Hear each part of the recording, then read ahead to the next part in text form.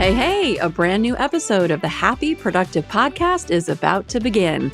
It's time to be inspired by simple and actionable solutions for you and your business. If you're an established entrepreneur or just laying down the first brick of your future empire, the mantra is the same. We will flip any failure into a positive and use it to our advantage. This show is all about turning coal into diamonds. With the right plan and mindset, anything is possible. I'm Jennifer Dawn, your host, business coach, and founder of Best Planner Ever, and I'm here to help you achieve all your ambitious goals. Success is closer than you think. Let's do this. All right. Hey, everybody. Welcome to a new episode of the Happy Productive Podcast. And this is going to sound a little bit crazy, but Ruth, I'm so happy to have you on the show today. And I'm so happy that your name is easy to pronounce. If you are a podcast host, you understand what I'm talking about when sometimes we get these amazing guests and I'm always have a little panic attack over can I pronounce their name? And so I'm super happy to welcome Ruth Klein to the show, you guys, today. And I don't think that I have messed up the pronunciation of her name. Welcome, Ruth. Well, thank you. And no, you said it beautifully. Hi, Jennifer. Hi, I'm so happy to have you with us today. And you guys are going to love our conversation. Ruth is the CEO of Expert Celebrity Branding. She's a brand visibility strategist and a master book coach. She's the author of 7, yes, y'all, you heard me correctly, 7 best-selling books. And she works with high-achieving entrepreneurs, coaches, sales professionals, and company founders. So today is the day, you guys, we're going to get all of our branding questions answered. Welcome to the show, Ruth. Thank you. So great to be here. And I just love the title of your podcast. It's so beautiful. Thank you so much. I put a lot of thought into it, actually. And, so often, productivity, obviously, for high achieving people and business owners is a really, really important thing. But the reason why I put happy in the front of it is because in my world, it's just really about, being in that flow state, being in the zone, really loving what you're doing, not grinding it out, not being miserable. You got a ton of stuff done, but you're hating life, really combining those two. So thank you so much. I really, really appreciate it. And that's what we try to do here on the show is help everybody be more happy. And when you're more happy, you'll be more productive. Oh, and it's absolutely accurate. And I will share with you in terms of branding, once you have your brand in alignment with who you truly are, it's a happy place. You get to be you. You get to show up as you. You get to speak as you. It's a wonderful place. But what happens normally is that there's 2 parts to branding, and everyone sees it a little bit differently. But there's the internal brand, which identifies who I am, everything about me, the way I see the world, my thoughts, my feelings, my interests. And then there's the external brand. And if those two are not, if there's a gap there, that's when you lose hundreds of thousands, millions of dollars with potential clients because they may not see it, but they feel it. And you feel it also. So when you say that, being productive and in a happy place, branding can allow you to do that also. That's so helpful. And honestly, I have really struggled to develop our brand. I generally don't struggle to be myself. That's never been a struggle. I just show up and do what I do. But to bring that into a brand, I'll be honest, that has really been a struggle for me. And I'm sure that there are people who are listening that have maybe struggled with this as well. I tend to be a little bit more of a marketing person, but the brand and the marketing, they're so interwoven and you really can't separate the two.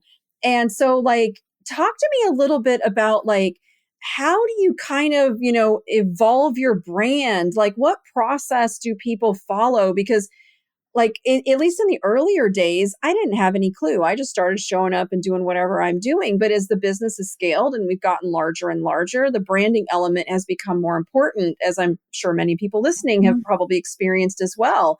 And so how do you kind of balance that, the evolution of the brand and growing your brand? And what should that even look like? Yeah. So it's a really good question. There are a lot of questions in there. There are a lot of pieces in there. So what I'm going to start with is that branding is a living entity. Just like your business breathes and lives on, your brand is the same. And just as we update ourselves, our mindset, we update what we do, maybe the direction, we're always having to be very conscious of updating our brand as well. And the most important thing is that so many potential clients do not know who we are. And so because of that, we lose so much. I'll give you an example, something so little and yet so big. So I was working with a startup that had a lot of venture capital. And I just happened, and there were two founders, and I was talking to one of the founders, and I'd love to learn about them, because that's where the richness is in the brand. That's what needs to come out, because you've got to be, as you know, different. You have to be differentiated. It doesn't matter that you do the same thing, because you don't do the same thing. And so as we were talking, it came out that, he just loves things to do with World War II. And he is part of groups, and he does the games. And I go, oh my God, Jonathan, do you understand how rich that is? All of a sudden, that opens up a whole new market, and that's the military market and the fans of World War II. When you look to see how many movies are about World War II, huge. And so there's another opportunity there to market to the fan base. I mean, it just goes on and on. And this is what's so beautiful, because you had mentioned that branding and marketing, they start to intertwine, and they absolutely do. So, companies will come to me and say, Ruth, what should my marketing be? I don't know. Let's look at your brand first. And once we identify your brand and all the strokes that go into that umbrella, because I often say, Jennifer, that we all have a different puzzle. We're a different, beautiful puzzle. And my job is to find those puzzle pieces and then help my client put that beautiful puzzle together. Very nice. And so that, it's the same thing with writing a book. People often say, well, Ruth, do you understand how many books on finance are out there? I said, but your book is not out there on finance. The way you see the world, your brand, how you talk about it, the successes you've had, the adversity that you've had, all of that goes into your brand. And then the messaging becomes so important between your internal and external. So it's almost as though the puzzle pieces are the internal pieces of the brand. And then we have to create the actual visual puzzle so that people can understand and see something is to be able to look at, and they go, oh, I see how you're different. Not because of the colors of the website, not because of your logo. That's the least of it. You don't even want to work on a website until you have these pieces done. Otherwise, your website's going to take forever, and the designer's going to keep charging you because you don't know what's needed and they don't know what's needed. And so that's how important this piece is. And a lot of entrepreneurs, especially high achievers, we like to jump to the next thing. Oh, yeah. I don't want to go through this process. I just want to know marketing. Well, it really doesn't work that way. That's an expensive, time-consuming, frustrating, not happy way to lead a business. And then when you start scaling and you have a team, now everyone on your team has got to know who you are. And I know that sounds silly, but they don't. They absolutely don't. And your clients don't even know how you're different. Something captured, but if they were to tell someone to work with you, they would tell them their experience, which is wonderful, but they wouldn't go any deeper than that because somehow along the line, we're not clear enough. Yeah. Yeah.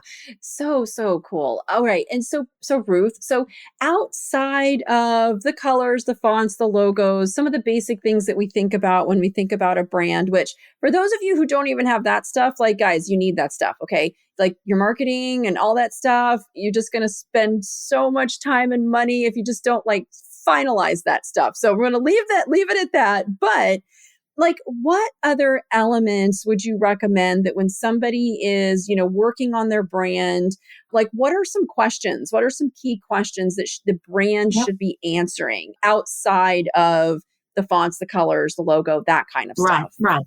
right. Absolutely. And that's exactly right, Jennifer. Most people think a brand is a logo Hmm. and your colors Hmm. on the website. And as I say, those are important, but you don't do those first. You do this part first. Hmm. One of the questions that I have my clients that I ask them, and that is, what do your ideal clients say about you? Mm. What do your ideal clients say about working with you? These are all different questions. What does your ideal client, what do they come in wanting, and what do they end up needing? Mm. That is good stuff. Now, if you are an existing business owner and you have a backlog of clients that you worked with or old testimonials, things like that that you can go back through, or you could even survey your existing clients, which I would assume, like, if you don't know, probably surveying your clients is a great place to start and actually asking them to give you that information. What about somebody who's like a brand new business owner? Like, where should they begin if they haven't even really gotten clients? Like, where would they even start in answering some of those questions? Yeah, so that's a very good question. So our character is our character. How we show up in one part of our lives is how we show up in most part of our lives. Almost all of us have in some way, we've helped someone else. Yeah. And, I will go into a drugstore, or I will go into a grocery store or a yoga class, and someone will just get to talking. And then it just automatically, I just start sharing, helping them out because they're at a crossroads, and what they say is what I have to write down. Because how I show up for them, chances are, is how I show up for my clients. Now, just because someone hasn't paid you doesn't matter. What matters is who you are, how you come to the party, what you're looking for, and your listening style. How open is your heart when you listen? Or do you immediately try to solve it? Or are you really listening in between the lines to what their real frustration is? And that is what you speak to. And so I'll give you an example. I've had a cleaning lady for 10 years. The way I shared, evidently, Happy Mother's Day, and I shared some things with her, she said, Ruth, you're going to make me cry. And that's usually what happens a lot of times when I work with clients or I meet people. I literally make them cry. And the reason for that, I believe, is because no one's ever asked them those questions. Yeah. No one has ever listened to that level. Because if you truly listen with your heart, a person tells you, people tell you what they need. They tell you who they are. You also tell people who you are and what you need. And so it's listening. Such a big thing. It's such a big thing. And that can serve you in finance, in law, in business, and anything, in relationships with children. It's that listening piece without trying to anticipate a response. Yeah. So powerful, really. And Ruth, don't make me cry on my show, just FYI, okay? Although I'm sure if you started asking me questions, you totally could do it. And I laugh because me and my husband, we were listening to a podcast and it was about relationships. And one of the things that he was saying is that a question to ask your partner each day is, what did you do for yourself today? And I was with my husband when we listened to this podcast together, and it was a day or two later, and he came up to me and he was like, Jennifer, what did you do for you today? And literally the first time he asked me that question, I almost started crying because I was just like, nobody asked me that. Like, everybody asked me a whole lot of other stuff today that they needed, help with, which was all fine. I love serving. It's all good. But sometimes we get caught up in not really taking care of ourselves. And so I know what you mean when somebody really asks you an insightful question because they care and they want to hear the answer and they're really listening. Right. that it can sometimes be so overwhelming because we're just really not used to that as we go through our day to day.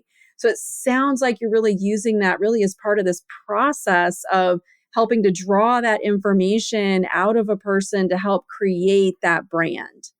It's essential, Jennifer. It's essential because that's when the brand does the heavy lifting for you. Mhm. Otherwise, you have the heavy lifting and you don't want that.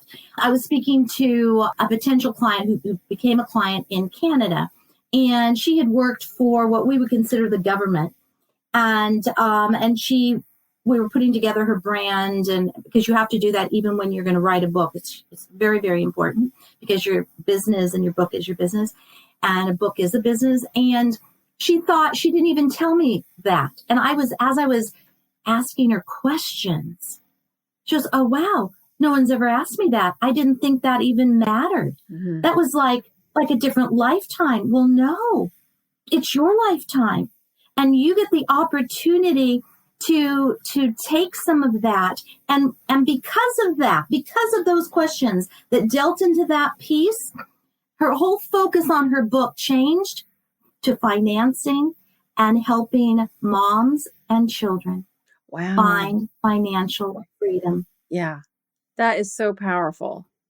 And so Ruth, one of the things I do see more and more these days is business owners who are working on their personal brand separate from the brand of their company.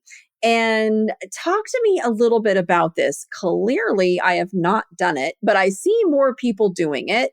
And my question is why? Like, why would you develop your personal brand separate from your company's? And so I would just love to hear, like, what's your thinking on this? So that's such a good question. And I may be stepping on some toes with the answer, but that's okay. It's not the first time. So when I first started, I had shared there's two parts of branding: the internal piece, which is the personal brand, and the external piece, which is the business brand. Mhm. And they have to be consistent.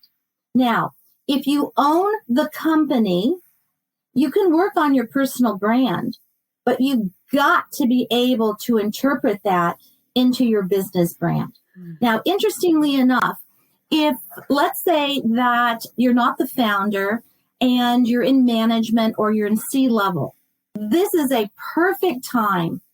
And anyone that works for someone, we all have a brand. We all have a brand. It's just that most people don't know that they do. Mhm. And so if you're working for someone, definitely identify your personal brand. Then these are the happy people. These are the happy workers. If your personal brand is in alignment with your business brand, you're going to enjoy working there for the most part. I mean, granted, the hours and the money and all of that, the people. And many times I'll get, "But Ruth, I work for someone. Why should I even write a book? I'd like to write a book." Well, I will tell you, just recently, I worked with someone and she wrote her book about something completely different than even, the business. And all of a sudden, coworkers just elevated her to a level of being an author and credibility and asking her questions. And they wanted her to write a book. They wanted her to talk about the book, and they wanted to do something, introduce her to people. And then all of a sudden, she is now differentiated amongst a lot of the other employees that work in that company. So you simply can't escape creating a brand. And the only time in my world that I would have someone create a personal brand is that only, and not in conjunction with the business brand, is only if they work for someone. Mm. And I will tell you that management, I work a lot with management and helping the employees find their personal brand. And it's so clear why some employees do so well and why some employees don't. And it doesn't mean the employees aren't good at all. It's just there's not an alignment to what I call the mother lode. Mm. Makes sense. Makes sense. This Mhm. is so, so good, Ruth. Thank you so much for being here. It's so funny. I just taught for all of our business coaching clients last week, a class on branding. And this is one of the things that we were going into, and the concept behind branding in publicity versus branding in advertising, and how, I think I'd read something that said, a brand is born, and you want a brand to be worthy of publicity, worthy of the media wanting to like pick it up and carry it.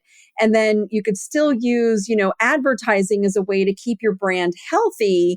But advertising was not really the only way to really get your brand out there. And we were giving some examples of major brands that have really built their brands without any kind of advertising at all. And I think the Body Shop was one example. Starbucks was another example. Like, these are big companies that really invested heavily into their brand. And so I would love to hear what your thoughts are on a company that's working on building their brand, and where do you feel like that falls as far as PR and advertising, and just what are your thoughts on those? Yes. Once again, excellent, excellent questions. So the line between publicity and marketing and advertising are very, they're very integrated today. They're Yes. very integrated today. Another large company is Lululemon. Oh, They don't really advertise. Now, let me share with you first, and then you can ask me, because of your questions are so excellent, but they're so layered. I mean, I could talk, for 2 hours on each one. So Lululemon has what's called ambassadors. mm-hmm. And these ambassadors, they're fitness people. And they wear the outfits, and I don't know if they get it for free or if they get a percentage off. And then, of course, people are going to want it. So you have ambassadors. But in addition to that, customer service is one of your best ambassadors. The people in customer service are your front line. And so when you have a call center, it's not a matter of just accepting calls. That's your first, what I call the first line of defense. And so many companies spend a fortune on advertising without having consistency throughout the company in terms of customer service, in terms of what is your return policy. In today's world, you've got to be able to guarantee X amount of time. Even when we do our business classes and marketing, there has to be some kind of a guarantee. That's what is going to help people make a decision, because there are just too many choices out there today. And the higher the price, they want to know. Just like, ironically enough, I was in Lululemon this weekend, and I didn't think that you could return clothes. And so she said, oh, no, we do. Now, at one point, I don't think they did, but they do today. And so that's huge, huge. And again, there's so much money that goes really thrown in advertising and PR when they're in the great messaging, and they spend a lot of time and effort on beautiful colors and awesome things. And then there's no follow-up in terms of the rest of the crew. So you can get away with less expenditure on PR and advertising, and the way I see it is if you spend just as much time training everyone on your team to have customer service. I mean, when I go into a store and someone goes, well, I don't know, let me check with the manager. Yeah. That should not happen. Yeah. Each person should be empowered. Someone was telling me, my daughter was just at Disneyland here in California. She was amazed how clean it was. She was amazed at how friendly everyone was. Yeah. And I believe Disney started a business school on what? Customer service. On customer service. It's a big deal to have trash cans everywhere. It's a big deal to go in a restroom, particularly for a woman, and have it super, super clean. And I remember years ago when I was nursing, they were one of the first ones to accommodate that. Yeah. That's huge. So find out what your ideal clients want and provide it for them and have them feel safe so that if they invest their money and something goes awry, they can pull out and they will speak highly of you. Mm-hmm. But if the reverse happens, not a happy place. Yeah. Not a happy place. Yeah. And so advertising has its place, PR has its place, marketing has its place. All I'm saying is that so much money is just thrown on the wall with great messaging without having the follow-up to go with it.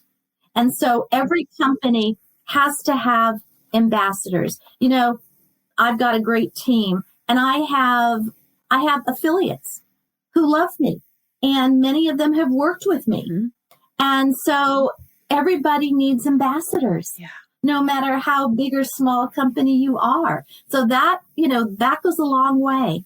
It really does. And it's so funny that you bring up Lululemon, okay? Because first of all, I'm probably not their ideal client because I'm not going to spend that much money on clothes. That's just who I am. I might have the money, but I'm not going to spend the money. But my daughter, Mother's Day just happened. And what did she send me? A Lululemon sweatshirt, right? And because she must have ordered it virtually and it came to me. So it was $118 for a sweatshirt.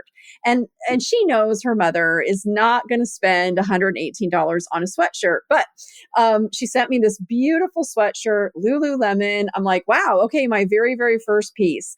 And the interesting thing is I don't really watch the news very much. I'm just not that connected, if I'm being perfectly honest. But yet I've heard of Lululemon, and I would not consider myself to be on the front lines of, all these new and emerging companies. And yet I've heard of them. We were watching a thing with Adam Sandler where he was accepting an award and he was making a joke about how much his daughters spent in Lululemon, right? And so but yet I have never once seen an advertisement anywhere for Lululemon, ever. But yet I've heard of them. I know who they are. My child knows who they are. They're getting mentioned in mainstream stuff. And so if you're a new brand, how do you so let's say you've done the homework on who you are, what you're about, your processes, your customer service, all that stuff is in line. How do you actually start to get traction on your brand without dumping gobs of money into advertising? Right off the bat, there are two things that I want to share. One is have ambassadors. Mm-hmm. Find people that love what you do and create ambassador training and treat them to a day. Maybe it's live in your city. So yeah, it costs, but wow, does it have far reaching. I've worked with so many small businesses and medium-sized businesses where I've helped them put together these day-and-a-half programs where they come to the city where the manufacturing is or the main company is. And they get shown all of that. They go out to lunch. They have a cocktail party the night before. They get to meet everybody. They get to hear what their brand is, their internal brand. Mm-hmm. And because they've already worked with them. So that is one way to do it. The other is getting sponsors, finding sponsors. You can be just starting out. And, many of my books are on time management for working women. And one of the places that I go to Staples a lot. And I literally, if I wanted to, which I'm thinking of doing, is just writing all the brands there that I personally use and then contact them because somewhere I'm going to have a live workshop in the fall. And I would love to have sponsors. Mm. And so, yes, I've been around for a bit, but you can do this brand new. Why? Because 3M wants the small business because they use a lot of their products. Staples, Office Depot, whether it's online or in person, they want people to utilize that and not go to another place. Mm-hmm. Makes sense. As we know. And so those are two great places to start. I love it. And when you're looking for ambassadors for your brand, is it just like any Joe Blow off the street who loves your product? Or are you being selective in choosing ambassadors that like have a social following? So if they're out on social and they're like talking about it, or they have some kind of a following, like what's a general guideline there when choosing ambassadors for your brand? So you can certainly connect with influencers. Absolutely. They charge now. But again, if you're willing to pay with advertising and marketing, that might be something that you do.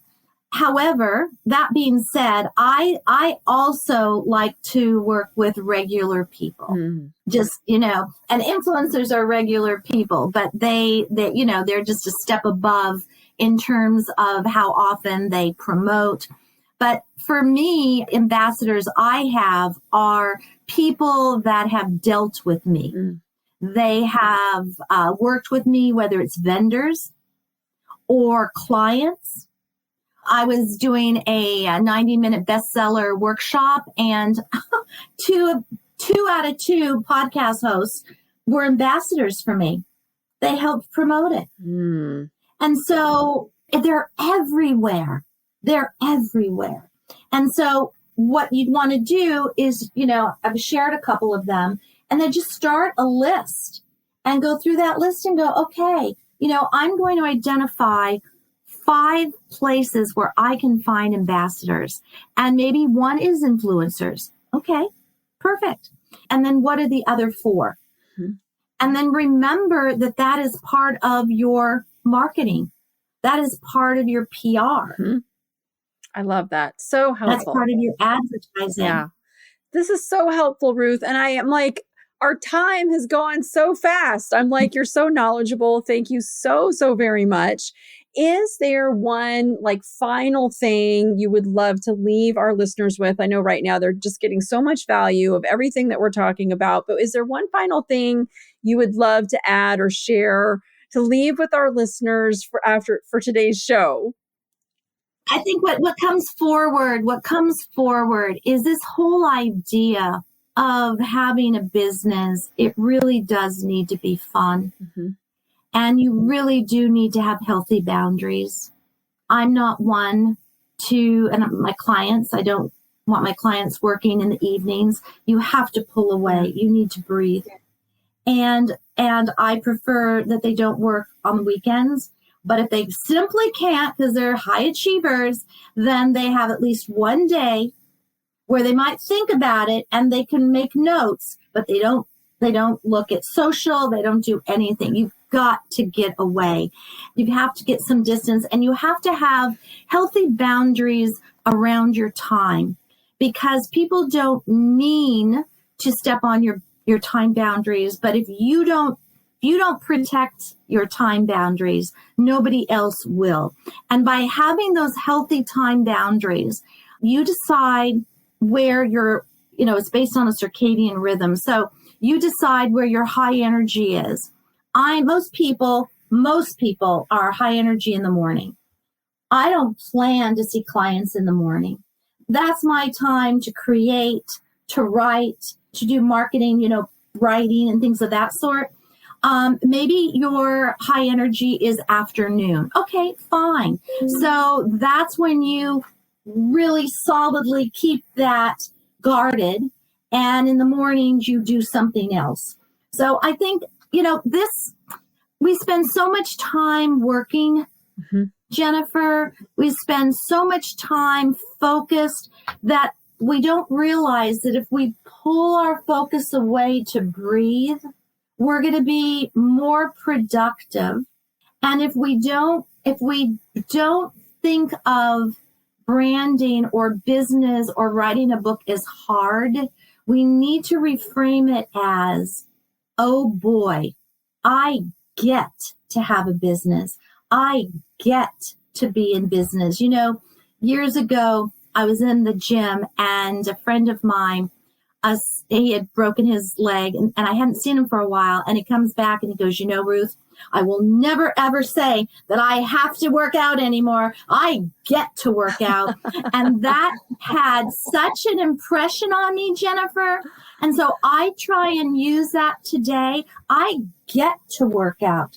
I get to have a business. I get to work with awesome clients. Yeah, I love that. Such wise words. And having broken my foot, and it was months before I could work out again, I agree with you. Like, you get a whole new perspective when these common, ordinary things get taken away from you and that you're just so used to having. So I love that so much. Ruth, please share where everybody can find you if they want more information about you or where to go to find your books. You can find my books anywhere where they sell books. There's Time Management Secrets for Working Women that many of your listeners might enjoy. And then the most recent one came out at the same month the pandemic did, in March of 2020. It's called Generation Why Not? 7 Principles to a Purposeful Business and Life, driven by attitude, not age. And I've interviewed some incredible people, including the real Jerry Maguire, who's Lee Steinberg, where people have just accelerated and then lost everything. And the hypothesis was, why do some people come back and some people don't? Yeah. And as it turns out, it's not money. It's not age. It's not any of that. It has to do with attitude. And I think Jennifer, that is the final bow in terms of what I said. It's the attitude I get to instead of I have to. Yeah, so powerful, so powerful. Oh, and they can get me, yes, and they can get me at ruthklein.com, and Klein is Klein, ruthklein.com. I'd love to chat with you about your business or a book or anything related to brands and books. That's where I love to live. Oh, I love that so much. It's so interesting, Ruth, how you mentioned Jerry Maguire. We had Dave Meltzer on the show, and he again also right has a great comeback story. And you're right, it is the attitude. The attitude makes such a huge difference. So yes, and I interviewed Dave. Oh, he's great, right? Yeah, he's so great. I love David. Yeah, he's David. Wonderful. So you guys, brands and books, you heard it here. So if you're thinking about this stuff and you want to dive deeper on it, please definitely check out Ruth and reach out to her on her website, and we will put her information in the show notes as well. Ruth, thank you so much for being here with me today. Thank you, Jennifer. That was fun. Yes, it was. All right, everybody. Now, the only thing you have left to do today is get out there and have a happy, productive day. Bye, y'all. I hope you found today's episode of the Happy Productive Podcast inspiring. Every successful business is formed by a set of small, consistent, and attainable steps. If you want to learn more, come visit us at jenniferdawncoaching.com to take your next step and learn how to meet your business goals. On our website, you're going to find free resources along with links to the life-changing coaching programs that have transformed the lives of so many of our clients, including the Coaching Academy and our Unbreakable retreats. Many of them started their journey by listening to this podcast. That's it. Thank you for listening, and stay tuned for our next episode.